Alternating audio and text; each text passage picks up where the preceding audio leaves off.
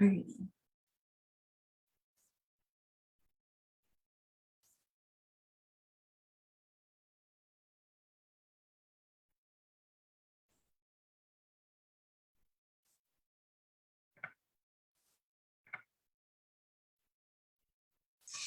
Hello and welcome to today's webinar, Tapping ARP State and Local Block Grants for the Arts.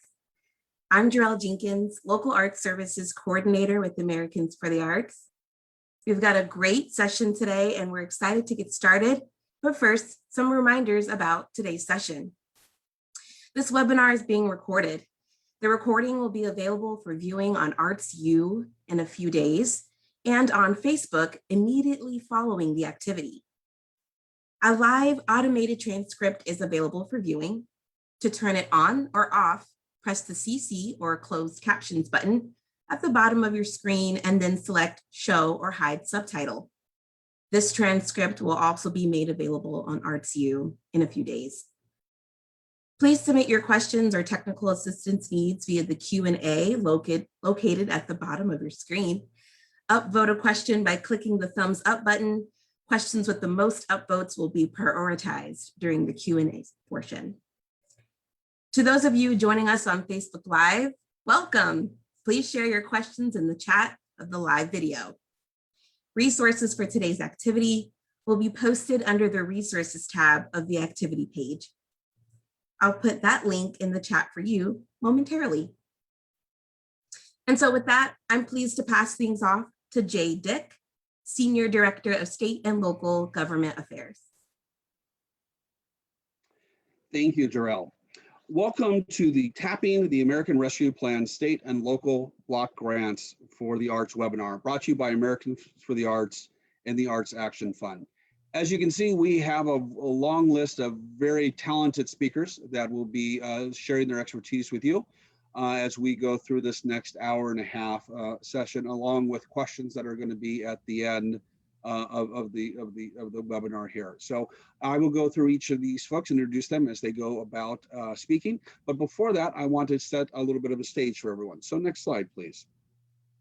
As you know, the ARP appropriated $1.9 trillion in mandatory funding, program changes, and tax policies aimed at mitigating the continued effects of the pandemic. In this webinar, we are going to focus on the state and local block grants portion that the ARP provides, which is a total of $350 billion, as you can see how from this chart how it's distributed there. To put this number in context, currently, the Community Development Block Grant Program, program of HUD, is only funded at $3.5 billion under the current year's appropriation. And last year's CARES Act had $150 billion in funding. So the $350 billion is over 2 times CARES and over 10 times the normal appropriations for CDBG funding. So this funding is not only massive, but it's transformational, provided governments use it wisely, of course, which is why we are here today. As we know, the arts are a wise and solid investment in our communities. Next slide. Let's take a moment to understand what Congress, the President, and the U.S. Treasury's goals are when they set aside the $350 billion for state and local governments. They wanted the funding to support the urgent COVID-19 response efforts, to continue to decrease the spread of the virus and bring the pandemic under control. They wanted the money to replace lost revenue for eligible state, local, territorial, and tribal governments to strengthen support for vital public services and help retain jobs. They wanted immediate support for economic stabilization for households and businesses. And they wanted to address systemic public health and economic challenges that have contributed to the inequitable impact of the pandemic. So let's pause a moment to think about how your work already helps with these goals, or how your work can help other parts of your city or state government in their work. How can the arts be part of the solution? I have a feeling that if you give this a little thought, you will identify more and more parts of your work that will help with the greater good. Next slide. While our first speaker will touch on this point, I want to briefly note that the U.S. Treasury has issued guidance on how to use ARP funds, and they fall into 5 major categories. The support public health expenditures is the first. Second is address negative economic impacts caused by the public health emergency, including by rehiring public sector workers, providing aid to households facing food, housing, or other financial insecurities, offering small business assistance, and extending the support for industries hardest hit by the crisis. And we're going to come back to that. Next is aid the communities and populations hardest hit by the crisis, provide premium pay for essential workers, and invest in water, sewer, and broadband infrastructure. Now, you will notice that the word art is not listed, but not to worry, we are most definitely included in this. Next slide. So on May 10th, the US Treasury came out with a fact sheet.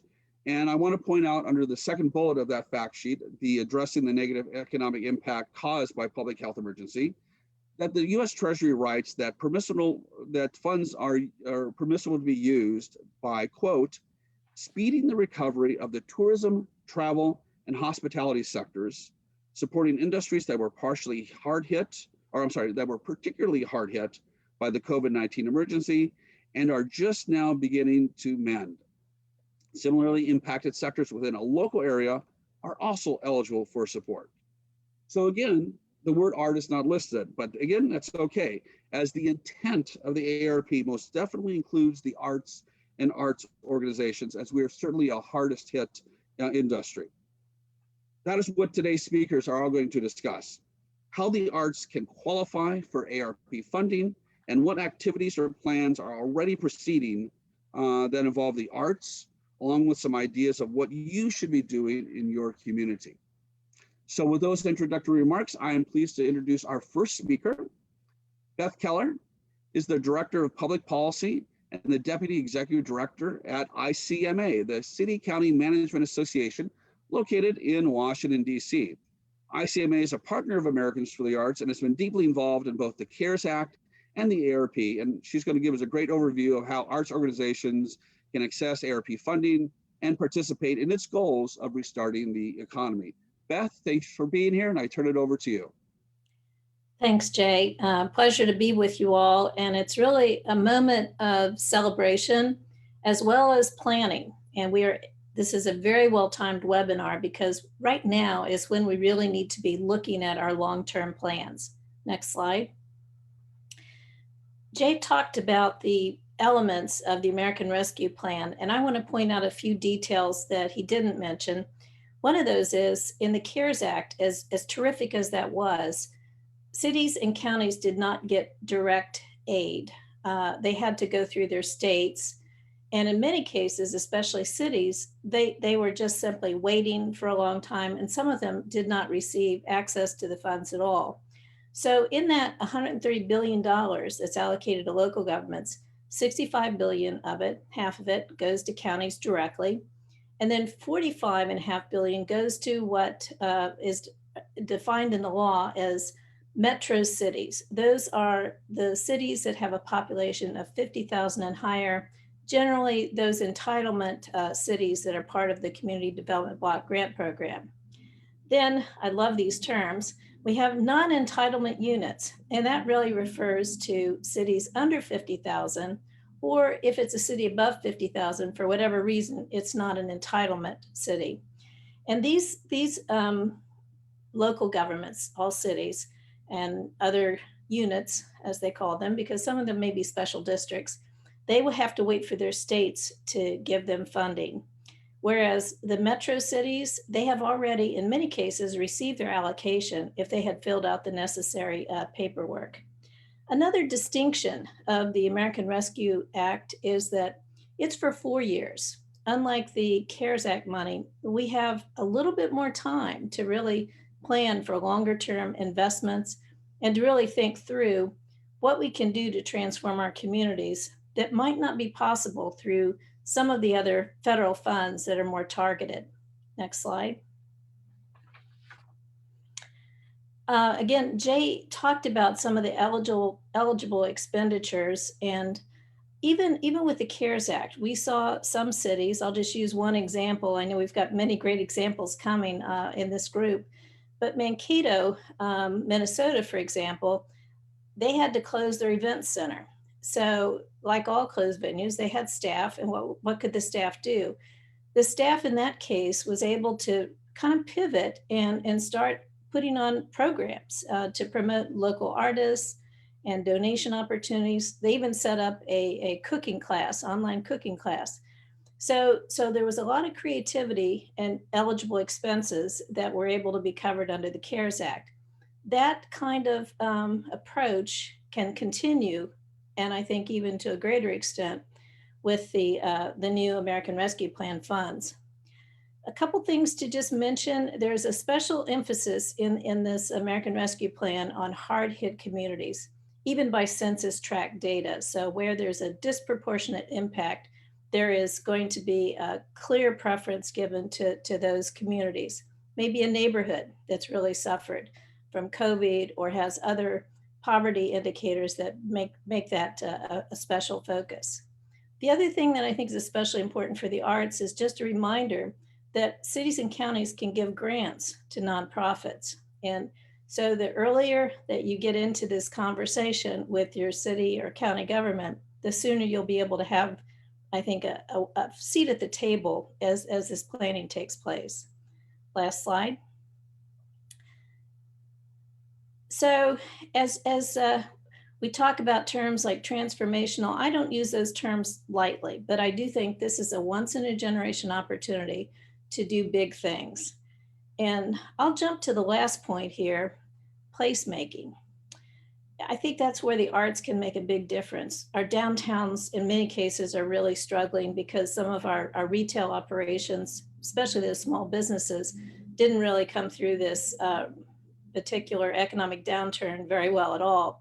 So there's an opportunity here to transform. How do our downtowns look? How can we bring the arts more into our downtowns and make them places where people want to come and enjoy life and hopefully patronize the small businesses? There's also some interesting opportunities if we're at the table and talking about it to adapt vacant commercial buildings for other needs. That can include housing, maybe multi-purpose. You'll see also workforce development as a priority. The economy is changing. I've seen some communities like Dallas that are really going to focus on digital literacy because they understand it's not enough just to give people laptops and even broadband access. A lot of people don't know how to use these tools. So that's really important. So my final point here is please reach out. Don't be afraid to talk to people, whether that's a city manager, an assistant city manager, a county administrator, perhaps somebody who is in the economic development department. Just get your foot in the door, talk to people, share your ideas, and don't be shy about attending either virtual or in-person town meetings so that you can make your voices heard. Thank you. Thank you, Beth. Wonderful presentation. Just goes to show what city managers, county managers are thinking as they're looking to transform their communities, as it is a transformational effort here. I see that we already have lots of questions going in the questions and answers, so keep them up and we will do our best to answer all of them as we either live or at the very end of our presentation. Next up, our second speaker, Jeff Hawthorne, serves as a board member of the Cultural Advocacy Coalition of Oregon, and which is the statewide arts advocacy organization there, in addition to being the city arts program manager in Portland, Oregon. Jeff, why don't you start your camera and we will turn it over to you, sir. Great, thanks, Jay. Can someone turn on my camera because I'm unable to from this end? We're working it, we'll see what happens here. There we go. There you go, okay. Thank you, Jeff. Thank you to the powers that be. Yes, thank you, and it's really wonderful to be with all of you this afternoon. To talk about why I think we're well positioned for ARP money here in Oregon, I want to take you back to March of 2020 and the CARES money that we were able to secure for arts and culture in the state of Oregon. So back in March, when our venues and our arts organizations started closing, really the first advocacy effort out of the gate was from a group called the Independent Venue Coalition. And this is a local organization started by a guy who owns several independent music venues in the city of Portland. And to Beth's earlier point about not being afraid to reach out, when these venues started closing, he just started emailing every state representative and every state senator and the governor's office to describe the challenges that were ahead for these music venues who were going to be forced to close for a considerable period of time. So he'd never really been an advocate or a lobbyist before, but he emailed all of our legislators and heard back from some of them, including one state representative here in Portland, who said he would like to carry this need to our legislature and our emergency board that was meeting to determine how the state was going to distribute its share of CARES funding. He also heard from legislators who thought it would be important to include nonprofit arts and culture venues in his effort. And so that's when we at the Cultural Advocacy Coalition joined forces with the Independent Venue Coalition to come up with a list of independent venues and nonprofit arts venues together who still had expenses and critical needs that we wanted the state to fund during the extended closure. So we ended up with a list of 76 venues across the state of Oregon. We worked pretty hard to identify venues and organizations in as many of the districts, state districts, representative districts that we could, so that we would have a wide geographic variety. And then as we were talking with legislators about our need in the venues, we also learned that the state's 7 largest arts organizations, arts institutions, who are listed here, had also hired a lobbyist and submitted a request to the governor so that they could be supported with CARES money during the closures as well.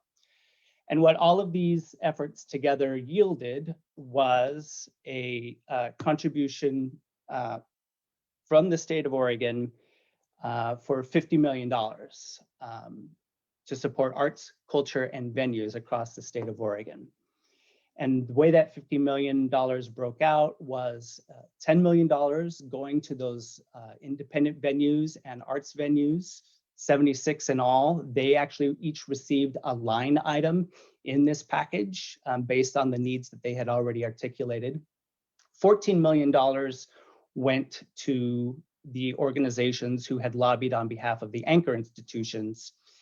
And I think one of the things that the legislature did really wisely, and something we were asking for at the Cultural Advocacy Coalition, is acknowledging that lots of folks and lots of arts organizations were also experiencing a lot of harm and financial difficulty.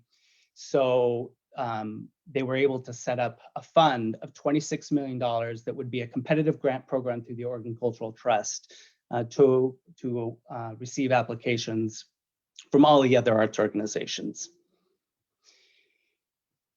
So then in the city of Portland, the city was one of the cities that did receive funding from the state, a share of the CARES funding. And so we also were able to work on a request to kind of fill in the gaps. We knew that there would be gaps even with that competitive grants process. Not every arts organization and not all the artists in our community were necessarily being served. So we set aside another $4.1 million for nonprofit and privately owned venues in the city of Portland.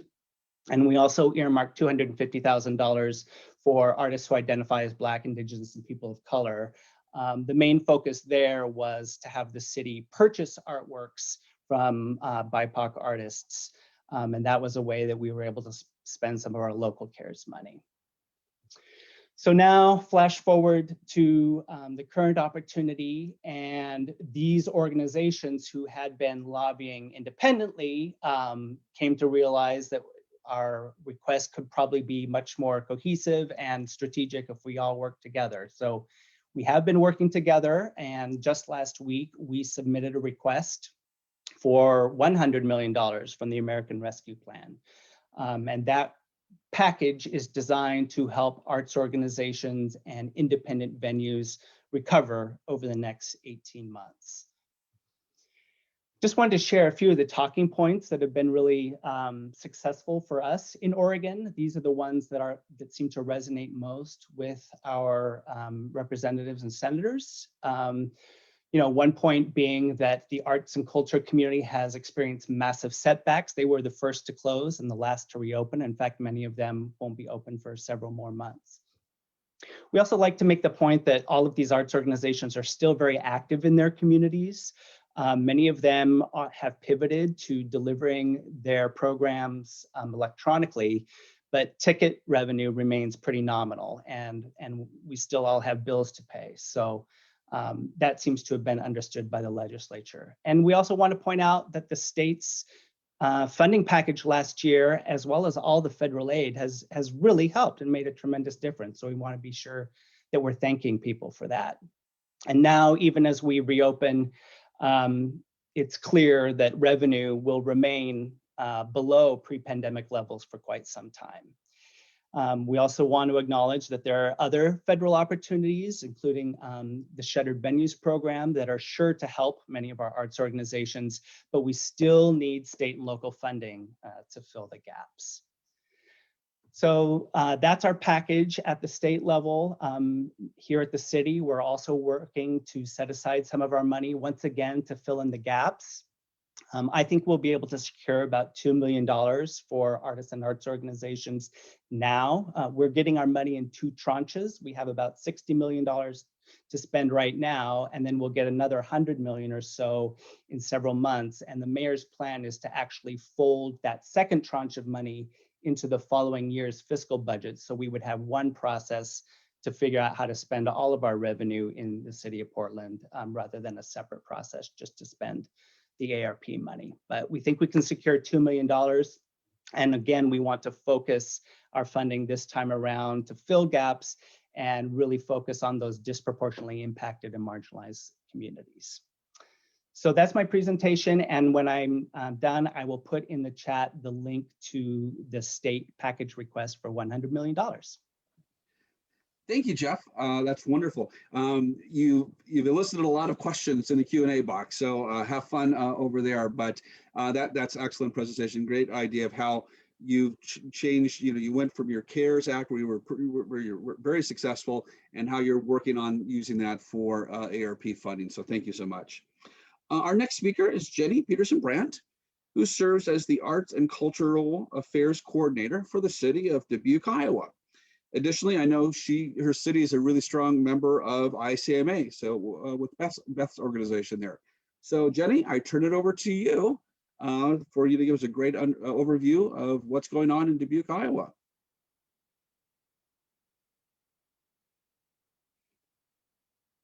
And you might still be on mute. I can't hear you. Yep, there I go. There you go.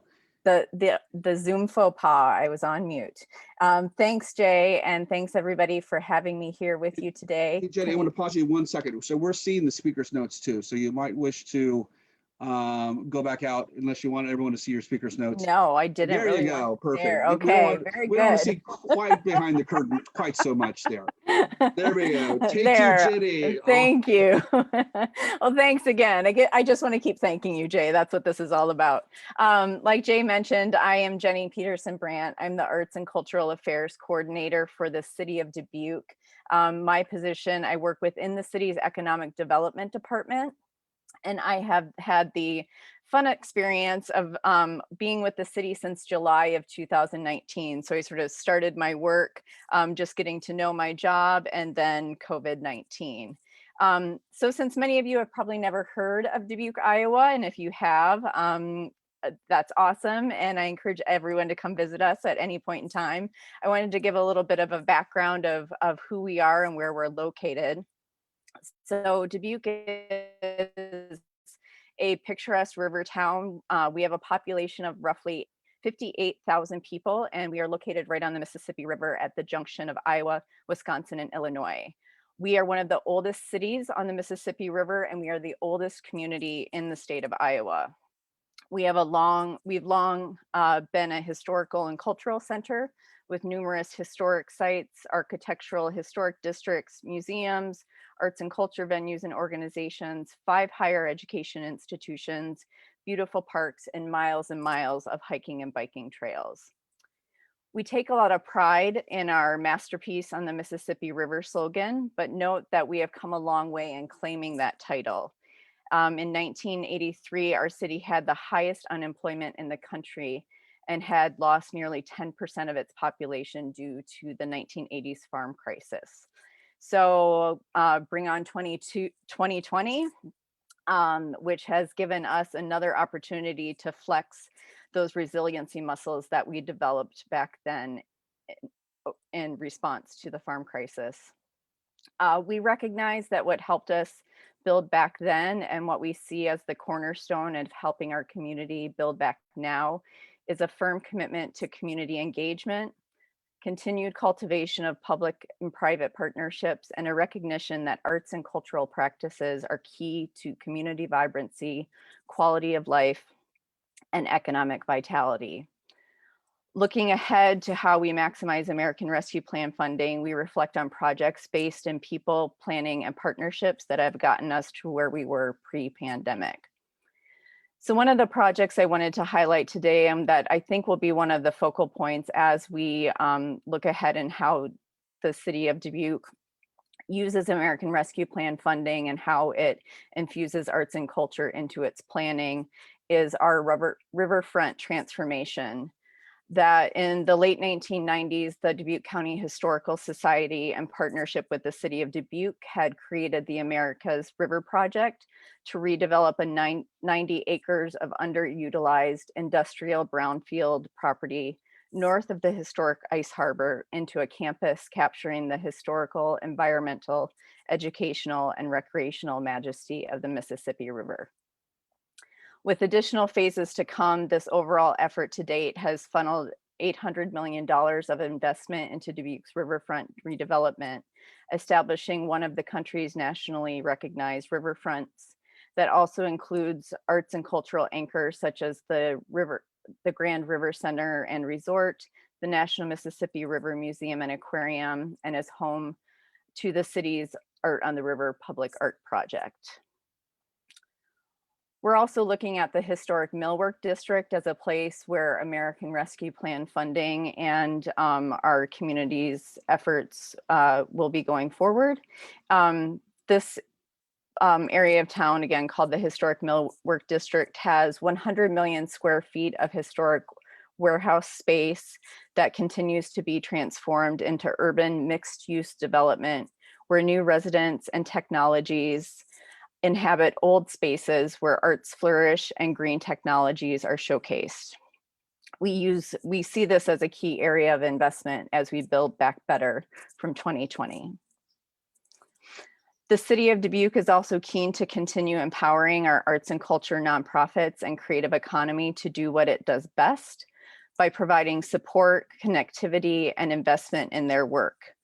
These entities have helped transform the landscape of our community to where it is today, with 40+ large-scale murals throughout the downtown, year-round accessible public arts and cultural events, and the existence of more than 24 arts and culture nonprofit organizations. The city is committed to continuing to prioritize funding for our operating sport and special project grant programs, our Art on the River public art program, and continuing the implementation of our 2016 Arts and Culture Master Plan. So one of the places that we are directly using American Rescue Plan funding is in the $27.43 million that our community, as a community of over 50,000 people, will be receiving directly from the federal government.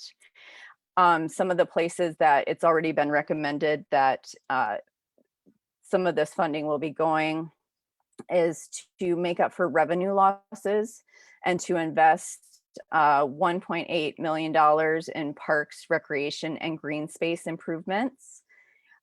Where we've had it recommended nearly $500,000 in revenue recapture for Travel Dubuque, which exists as our Convention and Visitors Bureau here in Dubuque and serves the Tri-County or the Tri-State region. There's been a recommendation of $500,000 that will be invested in city-owned cultural event and entertainment venues to do improvements to increase accessibility and functions of those spaces going forward. And it's also been proposed to have programs that will provide up to $500,000 in assistance for businesses, nonprofits, and specifically highlighting our arts and cultural groups to receive some of that funding.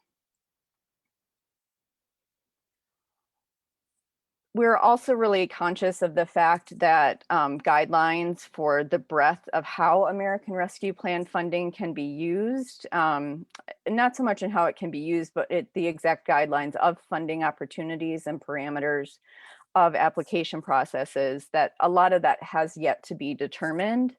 So one of the things that we're doing on the ground right now is to be very proactive in preparing and setting the stage for what may become available to our arts and cultural organizations. So one of the ways that we're doing this is to empower networks and relationship building. Since April 2020, I've been hosting weekly calls with our arts and culture organizations, which sounds like a really simple, easy thing to be doing. But the impact of those weekly calls has just been immense, not only on the ability for our organizations to stay connected and to network with each other, but our ability to share resources and to cheer each other on in that space has just been phenomenal over the last year. We credit this network with helping our organizations over the past year, mostly through CARES Act funding, to capture an estimated $1.5 million in COVID relief funding to date. This network has also provided a direct line to city leadership and to trusted responsive relationships so that we can effectively measure and communicate out the impacts of the pandemic. And this has resulted in the recognition that our arts and culture sector needs to be considered in ARP funding allocations. And we've also used these networks to then rely on our state arts agencies and reach out to the Iowa Arts Council in this work and communicating that information back to them and stay in touch with them about what they're working on their side of things. We also, one of the other things that I wanted to recognize and point out, I know for many cities that you're probably coming up on the end of your fiscal year, but one of the things that we've been very active about recently is that since our city acted very conservatively on the front end of the pandemic, that there was a lot of freezing of certain expenses and some canceled programs. And now that we're looking at a more positive bottom line for the year, we're going back to that funding to set the stage to build resiliency in our arts and culture sector. Some of these opportunities exist in that we're proposing a one-time non-recurring resiliency grant program for nonprofits. We're supporting participation of city leadership in the Springboard for the Arts Train program, which I think Jay is going to be talking about later. And then we're also using some of our unused FY21 money to propose participating in a new Americans for the Arts and Economic Prosperity study. We've also assembled a local American Rescue Plan task force on the ground here, featuring city staff and a diverse group of community stakeholders, where arts and culture leaders are very, very well represented at the table and are part of those discussions on community priorities so that we can think catalytically and transformationally about how we use and measure the impact of the American Rescue Plan funding. And then finally, I'll just mention that our city relies heavily on its planning. A slogan here in the city of Dubuque is plan, plan, plan, and plan again. But we're relying on our arts and culture master plan in conjunction with our city comprehensive and sustainability plans to help guide this work all along and to create programs and opportunities for American Rescue Plan funding. And then I just wanted to share at the end my contact information, which I think will be available, I'm guessing, through Americans for the Arts as well. So thank you. Thanks, Jay. Thanks, Jenny. We appreciate it.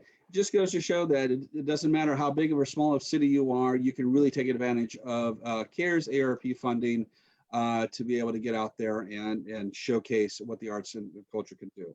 Our next speaker is Kathleen Spehart, and she is the Executive Director of the Council on Culture and Arts, COCA, in Tallahassee, Florida. So with that, Kathleen, welcome and take it away. Thank you, Jay. Hello, everyone. Kathleen Spehar here, Executive Director of Council on Culture and Arts. So we are a nonprofit organization created to serve the local arts agency for Tallahassee and Leon County, Florida. We service arts, culture, history, and heritage within this geographic area that includes urban, suburban, and rural, with 3 universities and a very highly educated population, a mixed race community 20% larger than Florida's average, and along with the most economically challenged zip code in Florida. So like Jenny, I've been at my job for a very short period of time.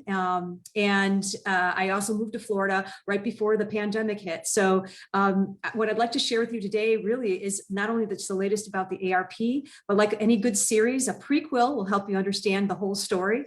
So if you can go to the next slide, and then I'm going to be ending up with some of the tips of the trade that especially a newcomer can also follow. So like other communities in this webinar, COVID has shut down most aspects of our industry with the strength of a hurricane. So in Leon County itself, the cultural funding came from tourism development tax. So that dropped about 75% last year, and it just really remains suppressed. So the Tallahassee's Mayor John Daly and 11 city and county commissioners worked together to offer stimulus programs, and they identified some priorities, which was protecting all citizens, meeting community services, and keeping businesses and organizations from closing. So you can see on the right-hand side of the screen there that they put together some basic stimulus programs there. So there are actually 4 grant programs created, 3 with CARES stimulus. And they were cross-sector programs. So eligibility allowed to select arts and cultural nonprofits, businesses, and individuals to apply. So you can see there that there was a total of $2 million in awards. So some of that was for nonprofit grants or nonprofit arts and cultural organizations. And the other part was for our arts businesses. And so that kind of got us into the stimulus fold there. So when CARES was introduced, COCA formed a new partnership with leaders from 2 other nonprofits, Amber Tynan from the United Partners of Human Services and Felina Martin from the Institute of Nonprofit of Innovation and Excellence. So again, 2 non-arts nonprofit leaders. And that's just been crucial in our ability to be successful here. Our cohort centered on advocacy, education, and activism. So preparing for the American Relief Plan was very different than CARES. CARES was kind of constructed for us and we had some input, but we helped create the American Relief Plan that you're seeing on the left-hand side of the screen. Our cohort started meeting regularly with the city and county staff. So we had these regular Monday meetings with the 3 of us. And so we just opened those up to staff to discover funding and discovered that funding nonprofit services was a main focus of our city and county for this round. So we created also solutions for eligibility gaps that existed in the current grant programs and that prevented select nonprofits from applying. We also this spring surveyed the sector about current needs and reviewed these findings in a report to the county and city staff. We also asked for more administrative staff support. We had gotten a little bit under CARES, but we asked for more. And when the original offer was too low, we asked again for more and we got it. So we told our sector story in numbers and in narrative. And that I think is really important because as you look at what happened, and this was just all finalized yesterday, actually, so this is hot off the press. We had about $103 million that came to city and county, and we're just really fortunate that the 2 worked together. So you can see that the county followed the city's lead, and $3.26 million was unanimously recommended for distribution through the updated CARES portal, which is now going to become the ARP portal, and that's going to happen this summer in some grants.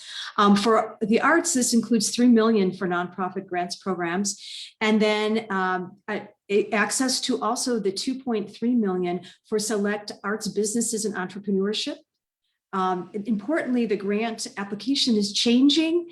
So the expansion of eligibility and elimination of revenue loss caps that prohibited access to both businesses and nonprofits, that is being fixed. And we are instrumental in making that happen. $260,000 of that stimulus is for administrative support over the next 2 years. And so we made a good case to assist nonprofits specifically with free services. So this is up and beyond what how we service the community. And so we're going to be helping with fund development mentoring. We're going to do some training and fund development. We're going to do one-on-one coaching and workshops to strengthen the ability of our sector to find and retain additional funding. So tomorrow, we meet with city and county staff to review eligibility and to ensure arts and culture is included, not just only in the small business and entrepreneurship like I already talked about, but there's some other possibilities in housing, some housing initiatives and some other programs that have actually been approved. So we're looking at how arts and culture can be embedded in that. So my gratitude really goes to Mayor Daley and our city and county commission and their staff for their wise choices and understanding how arts and culture can continue to reposition and transform this community. And next slide, please. So how do we pivot like this, especially in such a short period of time? Because all these partnerships and everything that I mentioned is all brand new. We focused on that action, and the service and impact was just huge in our community. So I can't talk enough about the importance of collaboration with other nonprofit arts leaders that are similar minded. The teamwork definitely makes the dream work here. So the INI and UPHS helped COCA develop some other relationships and some partnerships, and especially with me being new to town, really helped establish us and got us to the table probably much quicker than we might have. We also positioned arts and culture as an essential service to our community. It's essential to our community because of the collaborations that we need to do in the use of resources and how we need to distribute them the most effectively. The strong mental health component that is coming out of the pandemic that the arts and culture is involved with, ways to self-express and continue to build on that, building community pride, and also that we have impact across sectors. And that is one of the reasons why we've been so instrumental at also including arts and culture in multiple line items. So as you've seen from the previous slide, we are accessing some business grants that we're looking at these household subsidies. And so in addition to the nonprofit resources that we're able to garner. So all of that kind of cross-sector work is just really important. We also made our asks and backed it up with data. So we did a lot of surveys this spring with this nonprofit cohort, and we converted them into easy to read reports that we also gave to our county and city commissioners in their education of what this community needs. The work with the county and city staff also continued to expand. So we started these regular meetings, but they also reviewed a cohort letter and memos and proposed drafts to the city and county commissions. And that input was just vital to making sure that we were part of this. We also looked at equity from all angles, focusing on eligibility and open access, and also generated content for PR campaigns that helped continue to build these relationships and stay positive with our commissioners' communication. So these strategic partnership and engaged in relationship building, positioning ourselves as essential service, always been really a great success. So we're going to continue to stay bold in our strategy and fearless in our practice, our service practice, and we encourage you to do the same thing. We're very happy ARP funds for arts and culture will have just will be distributed in many meaningful ways and will make great and lasting impact in our community. So thanks so much, Jay, for this time to share.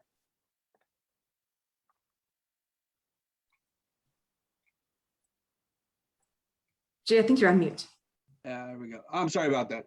Thank you, Kathleen. A lot of great information there. And it goes to show, even though I'm trying to pay attention, I still forget to unmute myself. So thanks for all that great information. I still see lots of questions coming in the question and answer box. So we will be getting to those after our speakers are done. Our next speaker is Joe Smoke, and he is the Director of Grant Programs at the City of Los Angeles Department of Cultural Affairs in Los Angeles, California.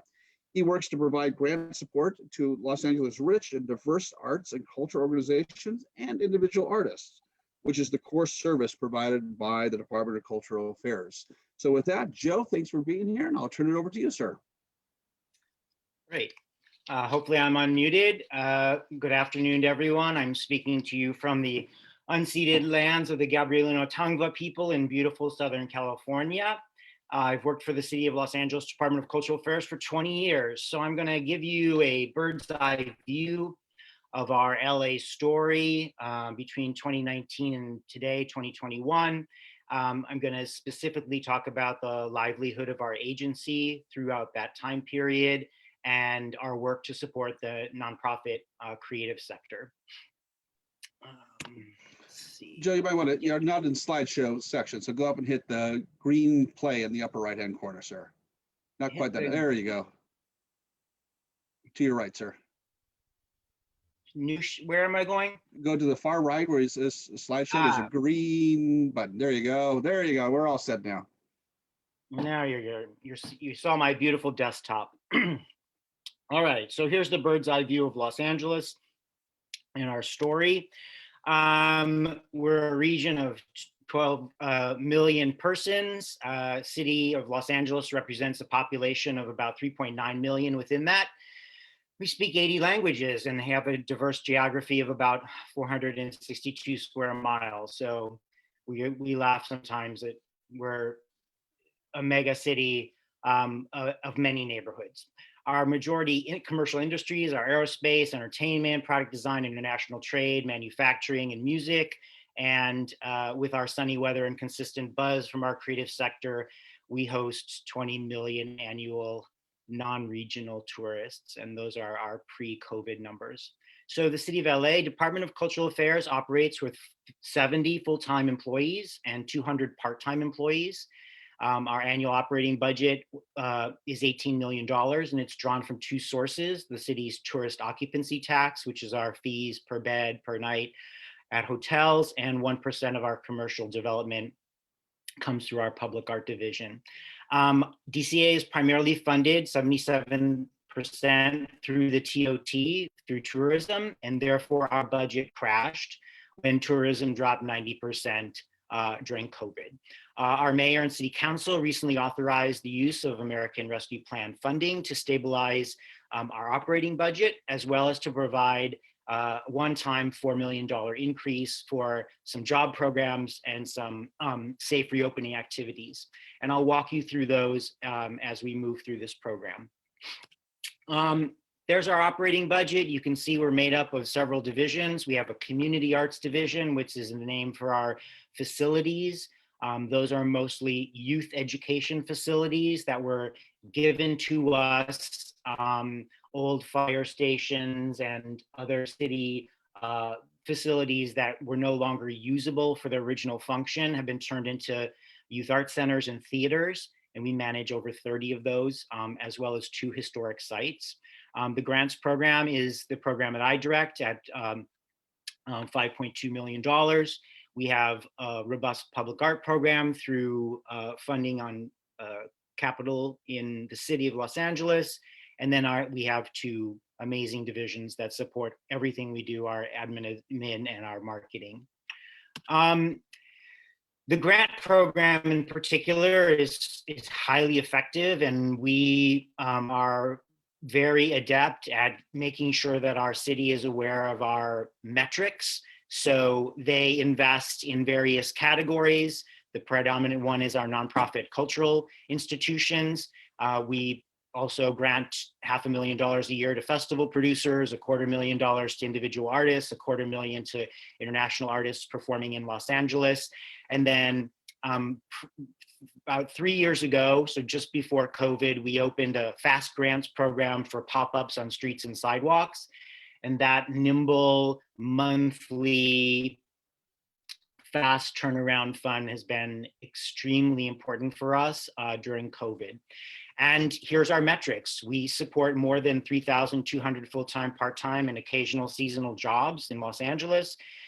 Those people give us more than 3,200 community volunteer opportunities embedded in another 1,600 free and low cost activities. We are a project funder. So that's what we are buying from our nonprofit sector, is free and low cost activities for youth, adults, and families.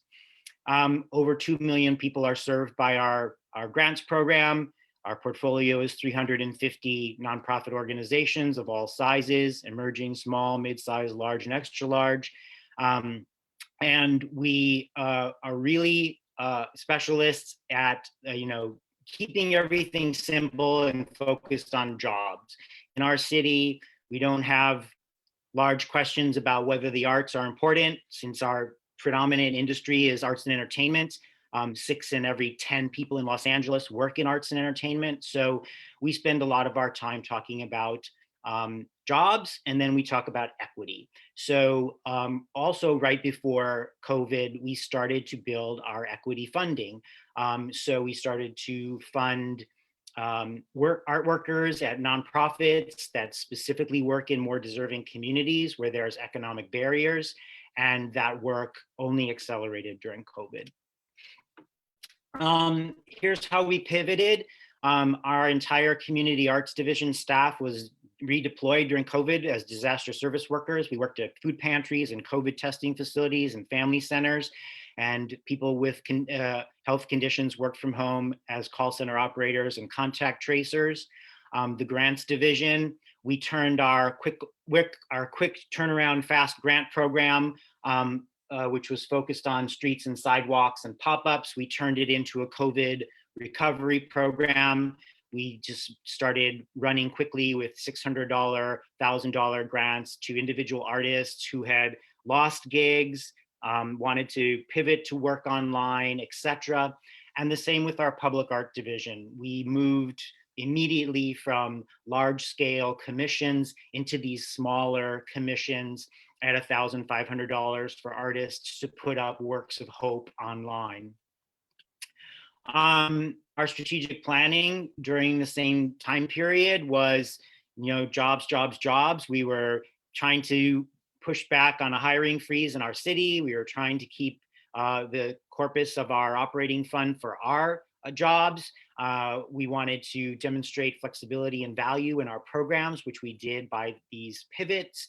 And we wanted to prepare ourselves for a justification, a budget justification for this next year, that we were a vital part of our city's economy. In the end, we went forward with a modest budget request asking our city for $16 million. For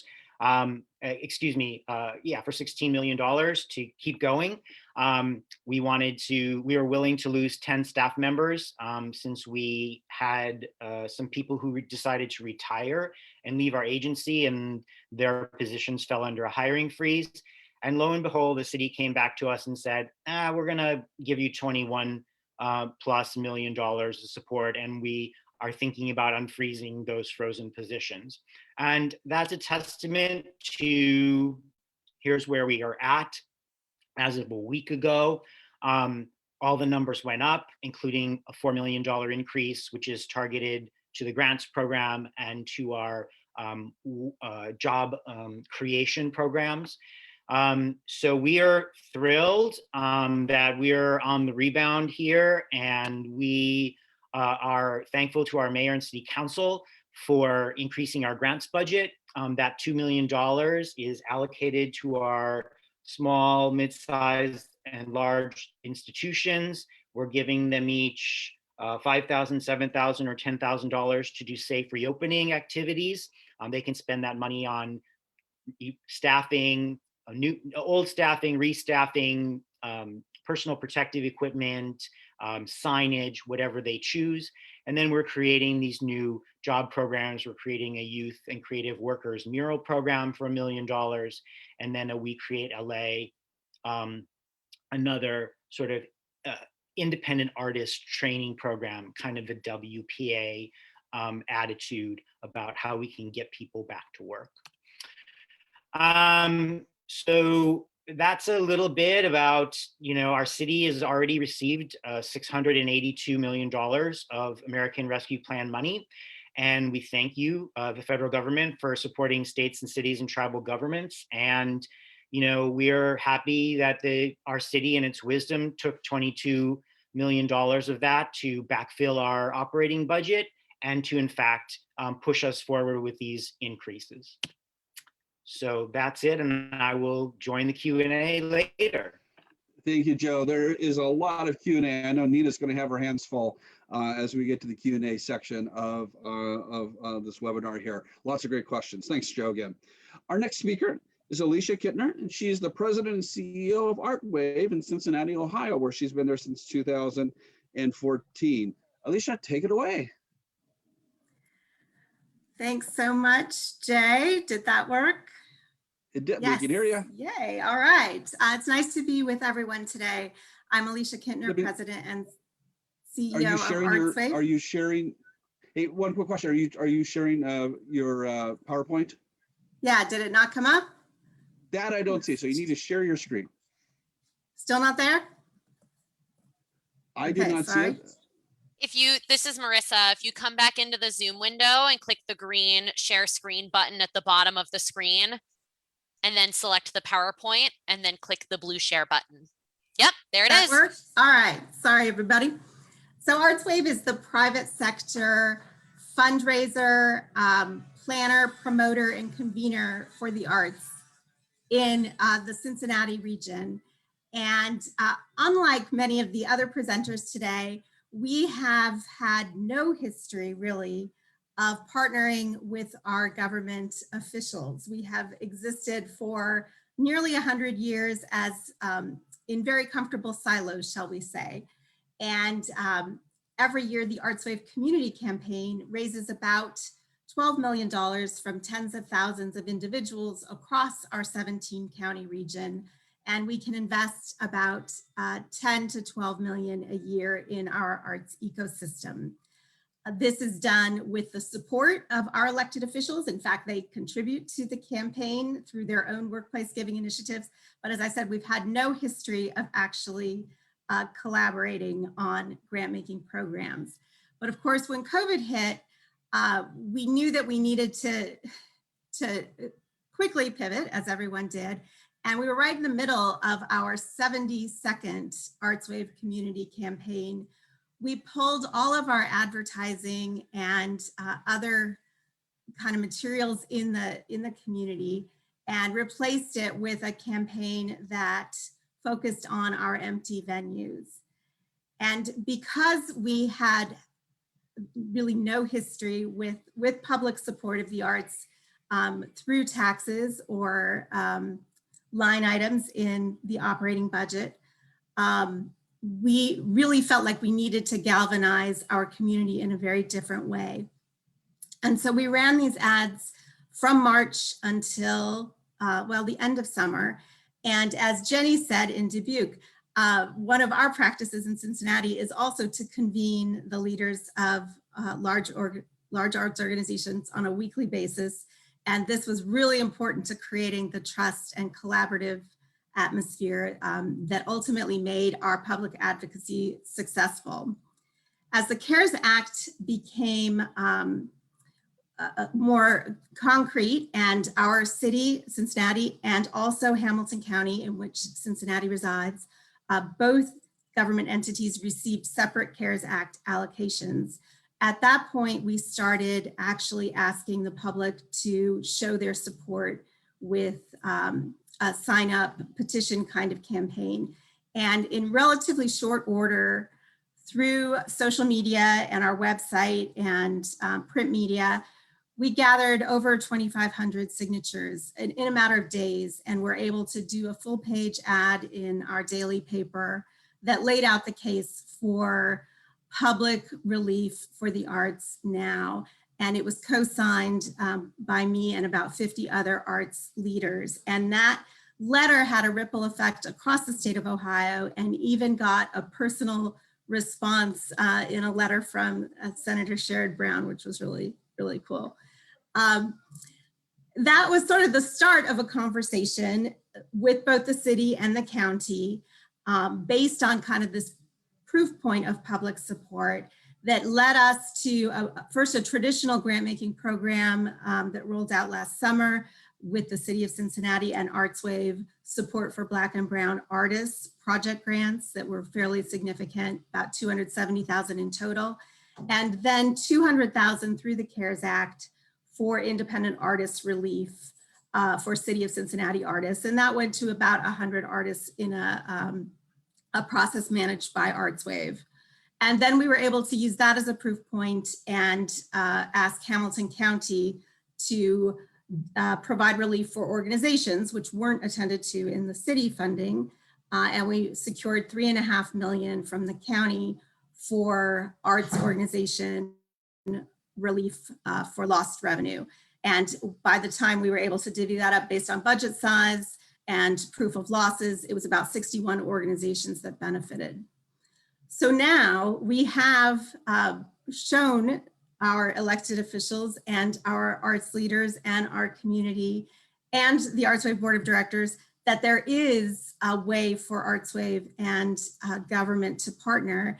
And when the ARP funding was announced, the City of Cincinnati's mayor made an arts proposal the very first thing that he wanted to roll out among many other allocations.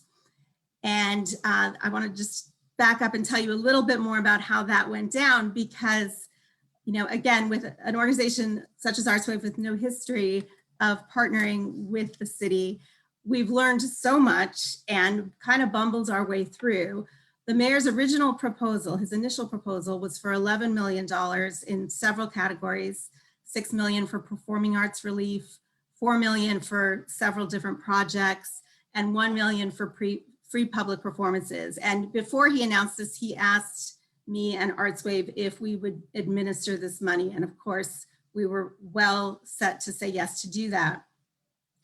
However, our city council hadn't worked through their version of how the funds should be spent. So hours of public hearings and days of testimony followed before city council voted.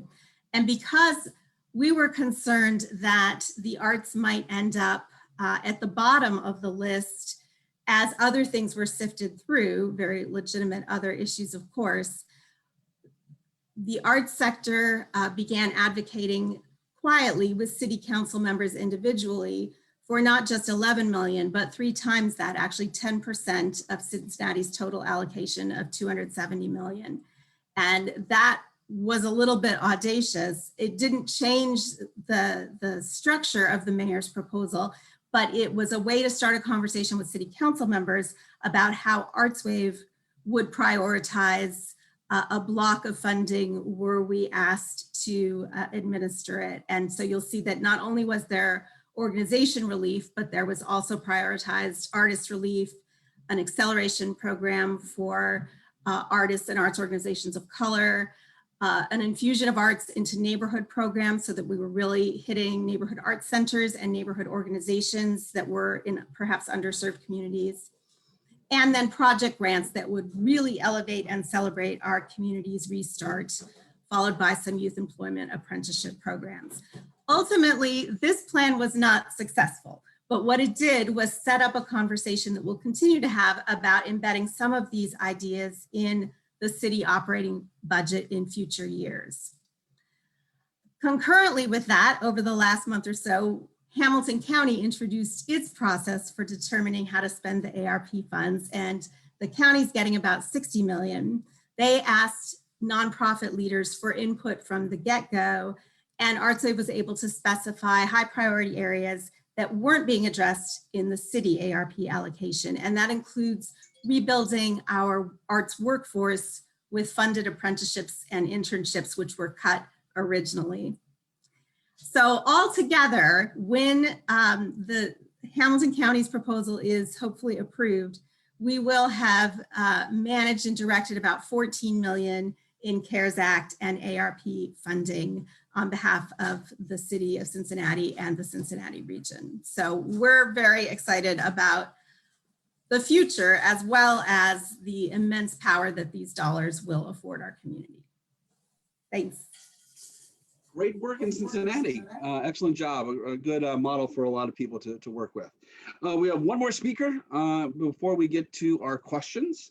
So Nate McGatchie is the Executive Director of Arts North Carolina in Raleigh, down there. In addition to his state duties, Nate serves on Americans for the Arts State Arts Action Network's Council and has been very involved with identifying and educating his peers around the country about CARES Act funding and now about ARP funding. So Nate, I'll turn it over to you. Great. Thank you so much, Jay. It is a pleasure to be here with everybody. I'm going to kind of run through our story about a little bit about CARES and ARP. It is very much a story that is in process, though we've had some interesting developments in the last week, but is kind of a nod to primetime drama. We'll start with what happened last week, but then we'll go back to what happened last March and work our way back to what happened last week, and then maybe talk about a little bit about what happened yesterday as well. Hey Nate, are you going to share your slides? Yep, I'm There we getting go. there. Okay, sorry about that. You're just too excited. I'm sorry. Absolutely. So last week, Governor Roy Cooper announced his spending proposal for the $5.7 million in American Rescue Plan funds. There was a lot of great stuff in there, but I'm going to focus just on those things that he laid out for the arts, because we were really excited to see a lot of them. Really because a lot of it was based on what we were talking about and what we asked for, which I'll get into a little bit later when we talk about the process.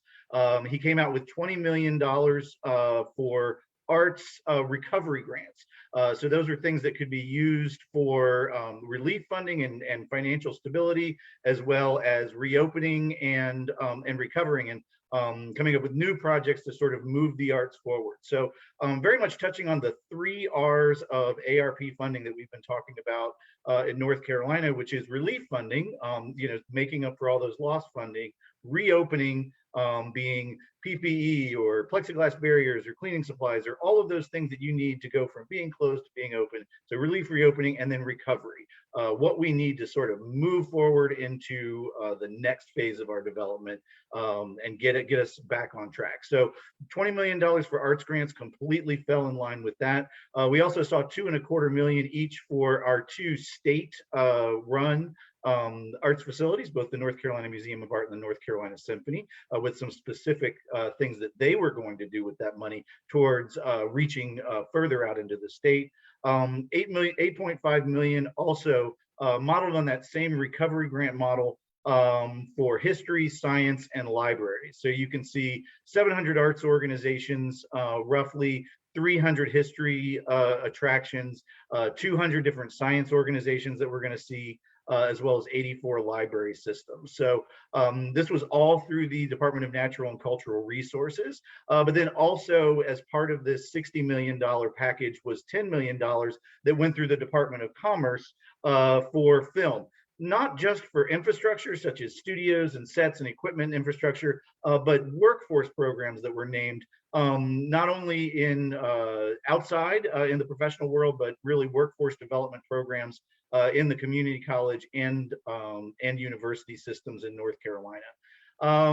So that was sort of our little corner of the store, but we were really excited as well to see over in the rural downtown transformation grants that the governor pointed out, 100 million set aside for rural downtown transformation for projects that would complement affordable housing, support public facilities, which could certainly be arts facilities, rehabilitate, refurbish local government-owned buildings, also could be theaters or museums, and specifically calling out enhancement of arts, music, and cultural attractions. And we were very excited to see the governor recognizing this need, though excited but not necessarily surprised.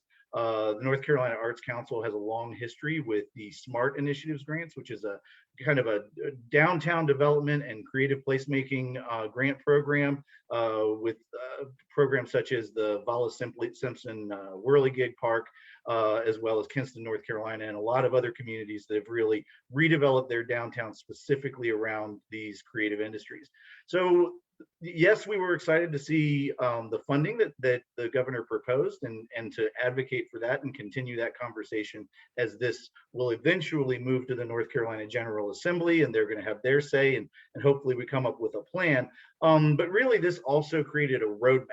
because now this has been approved as reasonable and legal expenses under the Treasury guidance.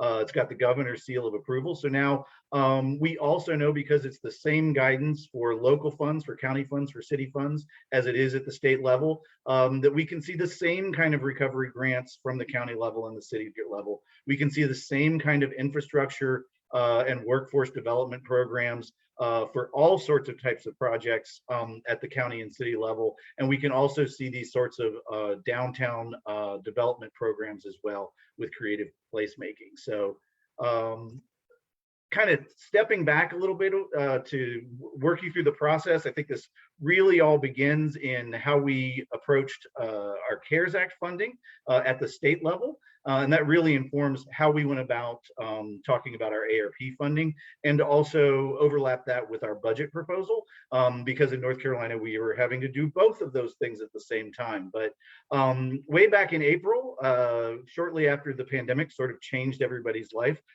we put out a very public request for $3 million in arts relief. We had been shut down for several weeks. We knew that this was going to be a need. And we started reaching out directly to our partners, specifically those in leadership of our Joint Caucus on the Arts and Arts Education. This is a bipartisan, bicameral caucus. We have chairs, both Republican and Democrat, in each chamber. And those folks have really served to be our leaders.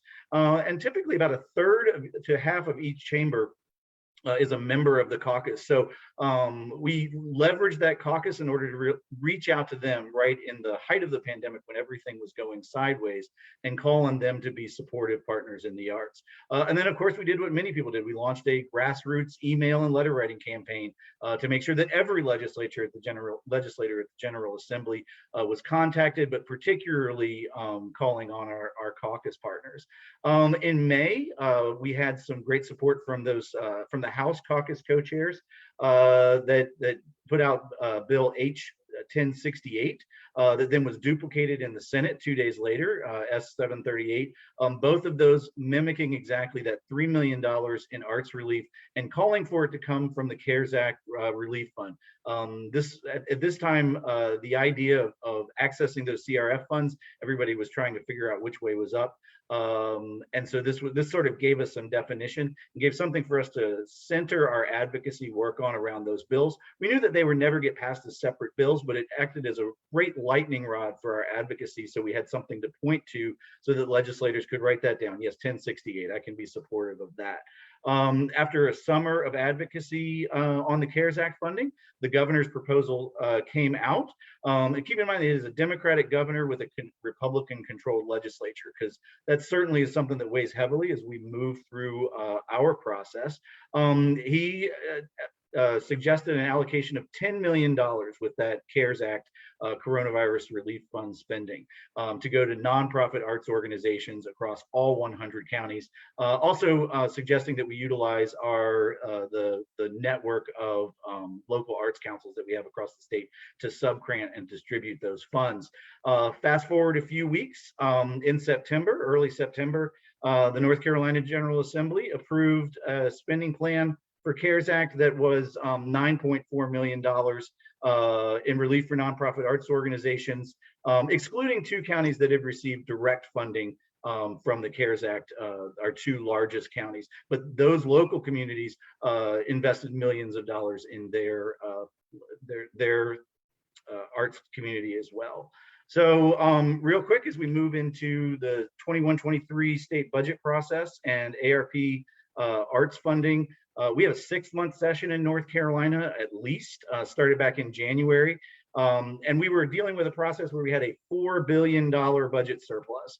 So we knew that the General Assembly was going to be open to larger investments, certainly by our scale, for one-time funding, but not for recurring funding. So we decided that we were going to go after COVID relief money, really, but focusing more on the restart and the reopen and the recovery, and not so much on the relief. So we came up with the Restart the Arts grant, using a lot of those same tactics that you heard from the previous speakers, talking about the $300 million in losses, the $1 billion impact, and the job losses that we'd seen across the state. That was geared for expenses related to producing arts and cultural programming. That was a big piece with Restart the Arts as our primary goal for Arts Day, which was our big advocacy day that we did fully remotely. And then on the last day of Arts Day, the governor released his budget and Restart the Arts was not included. And because we had focused so much of our advocacy work on that, we decided to stay with Restart the Arts, and we did not make the governor's budget, which promoted some things in the arts, but was not focused on the type of recovery we were. Now, of course, while this was all going on, and we had already developed our Restart the Art program for that $4 billion surplus, of course, ARP passed. And as we released that, we were very aware that our Restart the Arts grants were also going to make very good ARP funding requests. So by overlaying, by continuing with that message, but also then communicating to the governor's office that we were hoping for double or triple that $8 million request to be reflected in the governor's budget, we were able to keep that same line of advocacy moving forward. Additionally, then a few weeks after Arts Day, H562, again, we focused that advocacy around a piece of legislation that we could call out. Again, our Arts Caucus leaders, both Republican and Democrat on the House, sponsors of that bill. We got about a third of the House of Representatives to be co-sponsors, putting us in a really strong position as we move through the process. Treasury guidance came out, as we all know, a few weeks back, which sort of gave everybody the ability to start talking a little bit more publicly about their spending proposals. And like I said, we saw that, that not $10 million, but $20 million in the governor's announcement for financials, hardship, jumpstarting programming, and reopening safely. Really excited about that up till last week. And then yesterday, the Republicans put a counter proposal out for $1 billion coming from a completely different tack of business grants that would basically take the federal aid, all the federal aid added together that you receive, and every business in North Carolina would get 7.5% of their federal aid, PPP, SVOG, et cetera, added. So now we've got several bills in the mix and are continuing to move forward. Still don't have a budget process. We were hoping that the Senate would start their budget process and roll out an announcement before the governors did, so we could keep those things very separate. They have not, because the Senate and the House have not decided on a key top line number yet. So we're working on that. We're not sure exactly where things are going to land. We might end up in a veto situation, which we had over the last couple of years as well, between that Republican and Democratic budget. We might see many budgets that address that. But we know that the North Carolina General Assembly is going to want to move through the budget process and then deal with ARP funding. So that's sort of our story, and I'm happy to answer questions about it and hand it back over to you, Jay. Thank you so much. Thanks, Nate. Excellent. Thanks to all of our speakers. Now we're going to be joined by Nina Oslo-Tunzali, who is the Executive Director of the Arts Action Fund, who's been collecting your questions about from speakers. So Nina, welcome to the webinar. And hey, what have people been asking? Thank you, Jay. I have read all the questions, and I'm going to first kind of clear up some information, and then we'll go with direct questions. So a few things. One is these ARP block grant funds that we're talking about. These are grants that go directly to your state government and to your local government. They do not, it's not an opportunity to get a grant directly from the federal government of ARP funds. It's an indirect way of getting the funds. And Jay laid out in his slides early on what the objectives were and usable and eligible uses of funds were for state and local governments and tribes to be able to give out grants. So a lot of these state and local governments were waiting for these guidelines to come out that came out just earlier this month on what the eligible uses were, because that then gave them the green light to approve how to use the funds. So it's fairly flexible. There are really 5 really broad areas. I'm going to point out 2 that I think are really important for how the arts kind of fit in this. And one was addressing negative impacts caused by the public health emergency. And 2 was aid the communities and populations hardest hit by the crises. And in the guidelines themselves, they specifically point out and recognize with an OMB study and a Bureau of Labor Statistics study to boot that says that the hospitality and tourism industry, which the arts are included in, were specifically among those hardest hit industries. So that's how we make that connection for the arts and these state and local block grant funds. Now, the piece that each one of our speakers today talked about is essentially the advocacy work that they did to get their state and local governments to begin thinking and committing to applying some of these large block grant funds and giving a portion to the arts. But they need a platform. What are they going to use the funds for? So it legitimizes within the objectives of what the federal government laid out in its guidelines that says that they can use the funds. So that's why folks used some research to show the disproportionate impact on artists and arts organizations, both for-profit and nonprofit, because it helped justify the disproportionate economic impact caused by the pandemic. And there were multiple examples of uses of funds from both state arts councils, state arts advocacy organizations, local arts councils, all regions of the country, to show you that it's possible to do it anywhere, including in tribes, in US territories, in rural parts of the country. Everywhere is available. All segments of government will receive a portion of these funds. I think Nate made the point at the end that you have actually 3 opportunities to tap funds. You have state government funds, you have your county funds, and you have your city funds. And city could be a tribe or it could be a large city, but a combination of all 3. And it would be imperative on all of you to develop coalitions, just like each one of these did, many times run by the local arts agency or the state arts advocacy organization and state arts council, combined with other perhaps nonprofit. And what I love seeing as a result of the pandemic, if there's one glimmer of light about it, is how the for-profit arts community, the live venues, came together with the nonprofit organizations to really make a strong advocacy case. And Jeff was a great example of how that came about, and it eventually made federal legislation.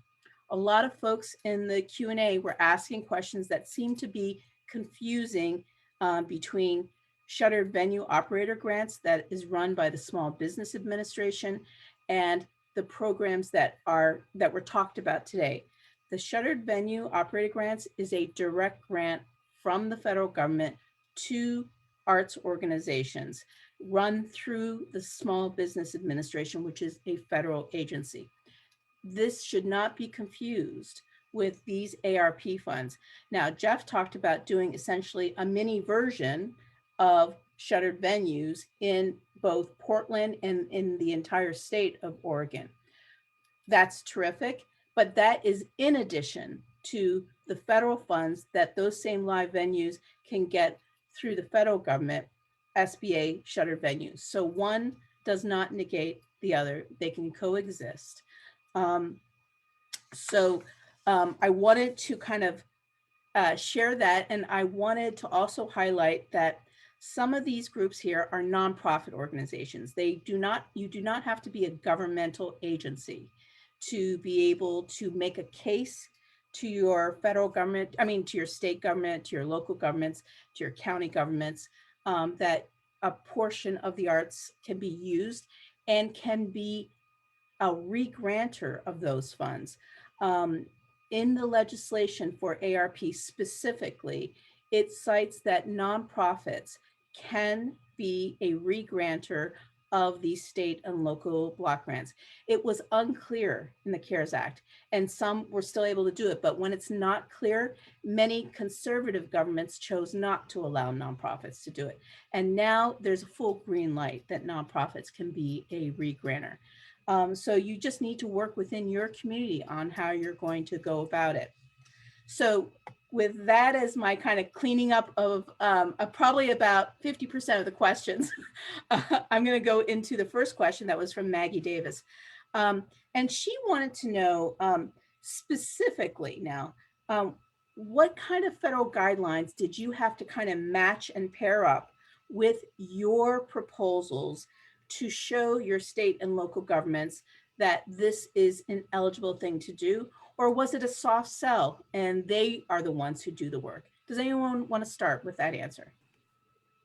Yes, Kathleen. Ours was a soft sell. And because they already figured out based on the way the guidelines were written that this was good. So you just kind of walked into an opening that had been created through the federal legislation to say, hey, I have an idea of how you can use the money. Absolutely. And some of our advocacy before then was to also just build up to that. So basically, it was interesting that the city and the county came to us too to say things like, we think that you belong in mental health. We think that, you know, they went ahead and made these connections. They connected the dots. I didn't have to do that. It took a year to do it, but they did it. And so I didn't have to do it. Yeah. And then we go to Alicia's case where the mayor also got ahead of it and she needed to kind of say, look, we can do more. We can expand. We can do this. Talk about Alicia. That's absolutely right. I wish we could have gotten all the way to 30 million because there is so much more to do. But I think that's also the nature of the opportunity. And it was because, you know, COVID is so bad for the arts. I honestly think that eyes were opened in our community, at least, about the need. And so it was a combination of the messaging and the repeat messaging and the real need. And all of a sudden, the arts were seen as not just nice, but actually missed and necessary in the community. So that really helped too. So we got to build on that, right? Like that's the moment. And did any of you have a little bit of a harder sell that you had to connect the dots for them? So I had actually during the CARES Act process ran up against the fact that there was an emoluments clause in the Constitution that a law professor at UNC School of Government had said, you know, that nonprofits and businesses can't receive CARES Act constitutionally. So we had to fight up against that. And what was very helpful there was pulling from websites of some cities that had gotten CARES Act funding early on, like Austin and I think Phoenix and some others. LA might have been one of those, so that we were so that we could say no, like look, this is okay, and then also some government folks to help make the case for nonprofits. We had a really hard time getting CARES Act dollars to for-profit arts, but we were able to get around the constitutional issue for nonprofit arts. So examples were key. Yeah, so that brings up another point. Many of you, but not all, had experience in tapping CARES Act funds. Now, just to connect the dots, what we're talking about here is in the CARES Act that was passed in March of 2020, the first COVID relief bill, there was about $150 billion for state and local. Actually, it's for state. Beth made the point that it only went to states in that first round, and states had to re-grant to local governments, and it was very slow in going. But that was really for an 8-month program that was supposed to end December 31st, 2020. It ended up getting extended, as I understand it, Beth.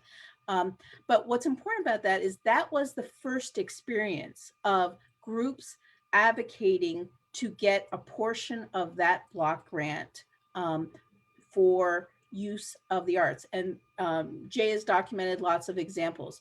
Beth, I would love from your perspective at the International City County Management Association to talk about whether among the peers that are members of your organization, how did they talk about whether there was a will and interest to help support the arts using this flexible CARES block grant funds? So I think, and I've also reached out to the folks from Dubuque for examples. One of the things that we try to do at ICMA is shine a spotlight on places that are taking initiative and doing things that will make their community a better place. Quality of life is so important, and the arts play a critical role in that. So I think whether you're investing in infrastructure, you guys may not be thinking about infrastructure, but sometimes when you're solving a problem like stormwater runoff, you can make a beautiful park. You can put a museum there. You can create a place for sculptures. So there's so many ways that these most visionary communities are setting the example for others. Not every community gets there. And I noticed someone had a question, a frustration about being in a rural community where they didn't feel like they were getting a lot of support. So, all I would say is, perhaps if at that local level it's not as strong, you build a regional coalition. You perhaps go directly to your state, because sometimes the political will is not there. But I love the idea that you cite examples to show, hey, this worked in Austin, this worked in Dubuque, this worked in Mankato, because people don't want to be left behind the curve. They want to get out there and be the cool kids. Yeah, and Beth, you mentioned the rural component, and that's very important. I believe, could you explain in this year's ARP guidelines, there's special information about rules and how quickly they need to get paid their portion of ARP funds. Right. Explain that so people know that they actually have the money. It won't be at the last minute that they get it. They don't have it yet. And if you're a community under 50,000 in population, you're still going to have to wait a little bit, because Treasury just couldn't figure out a way to get all those checks cut or electronic funds transfers done to that many units, eligible units. So these, what they call the non-entitlement units, those folks, we just got the guidance out in the last couple of days, and I'm still trying to absorb it. But basically the way it works is if the state accepts their allocation, the state has 30 days to get it out to all of the eligible units of local government. And that is all those folks in smaller communities, among others, and smaller tribal units and special districts that may qualify. And if they don't get it done within 30 days, if they want an extension of time, they have to ask for it. So, there is that additional challenge for the smaller communities, but there is a process in place and a lot of political pressure to get the money out. And Beth, for state and local governments and tribes to receive these funds, do they have to formally request them? And does the request have to come with a proposal of how they plan on spending them? So for what they call metropolitan cities and for counties, all they have to do is go into the Treasury portal and make sure that they register properly. That means they need a DUNS number and something called a SAMS registration. And they have to put in some fiscal data so that Treasury knows what bank to send the electronic transfer to and who is the responsible party from the local government. So for those local governments, many of them have already gotten their money. And so now the question that the government finance officers are asking is, well, can we put that money in an interest-bearing account or not? So, they received it, now they're trying to figure out how to deal with it. But I would just say for all of you, this is a time where there is a whole lot more money than usual. A little bit of confusion about all the different programs out there from the Small Business Administration and others, Economic Development Administration. We have more money to work with. So places like ICMA, we're telling our folks, look at this money carefully. You now have a little more time to go back and backfill on the CARES Act.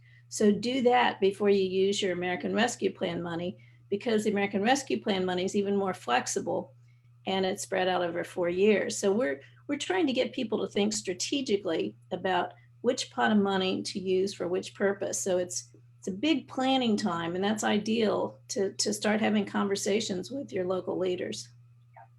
Thank you. Joe, I have a question for you. The money that you got through the mayor, essentially, did it also have to be approved by the city council? Is this a joint mayor legislative process? Yeah. Following Beth's comments, our city administrative office registered us as a metropolitan city to receive the funding directly. And then the mayor, we have a mayor that's a sort of chartered mayor. He doesn't have power, but he has the symbolic first act. And so he proposes the budget.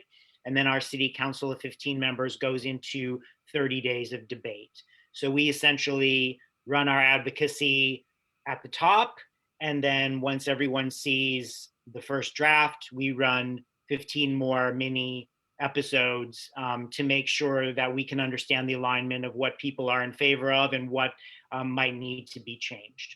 So that's how we ended up being, in fact, modest and asking for less than we actually got, because we weren't prepared for the drop of the funding from the Treasury.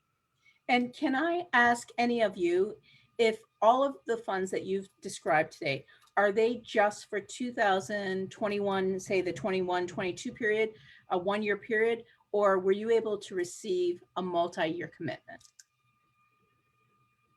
I'll go first. We work on an annual basis. Everything for us starts on July 1st and ends next June 30th. And if we're going to be re-upped for later episodes of ARP, then we'll be ready for that. Do you know if your city has made it so that they are dividing the money up into 4 years, or are they using the first half of the money all in the first year? I believe our city is using the first half for this next fiscal year, because tourism is one of our 11 major funding sources, and it dropped to 10%. So we have a lot to make up. Does anybody else want to answer that? Jeff, what about you? You're getting a lot of money there. Well, the state request for $100 million, no guarantees, but it's sounding like the legislature is responsive to our suggestion that they fund for 18 months. That might be easier for Oregon to do because they budget on a biennium basis. But the arts community has articulated the bridge to sustainability is 18 months. And that we know that's optimistic, but we wanted to put it in that container. That's great. Okay. Jay, I think this is a good opportunity for you to wrap it up and talk about a Google form that we've created. Yeah, this is wonderful. Thank you again to all of our panelists here. So as we are closing our webinar, I thank you everyone who's stuck around with us for a little while past our time, but we have had a lot of great information. One of the things that we are doing at American History Arts is we have set up an ARP arts tracker to note how much money is being directed towards the arts related projects from the $350 billion in state and local grants. In addition to the amount of the money or amount of the program, we are asking for a little more information, such as what the program does, who will benefit, etc. These projects don't have to be finalized, as there is a question about the status. Is it just an idea? Has it been voted on? Have you gotten the money, etc.?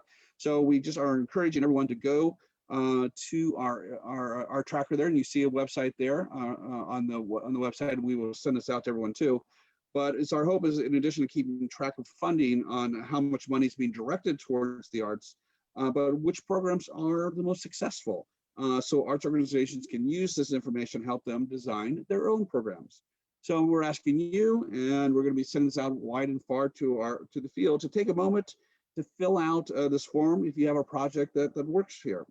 So thank you to our panelists who have already started filling this out. And with that, I want to thank again our panelists, Nina, Marissa, Jarrell, on the admins, on the tech side, and I will send it back to you, Jarrell, to close out our webinar. Great, thank you so much. And thank you again to our panelists. And thank you to you, everyone that attended and participated in today's session, Tapping ARP State and Local Block Grants for the Arts. You can be sure to check out the resources mentioned in today's webinar. So the links that were placed in the webinar, the slides, all of that will be under the resources tab of the event page. Something to note that this session was recorded and will be available for replay immediately after the webinar on the Arts Action Fund Facebook page. The resources will also be available there too, under the tab of the activity page as well. So thank you again for joining us, and take care.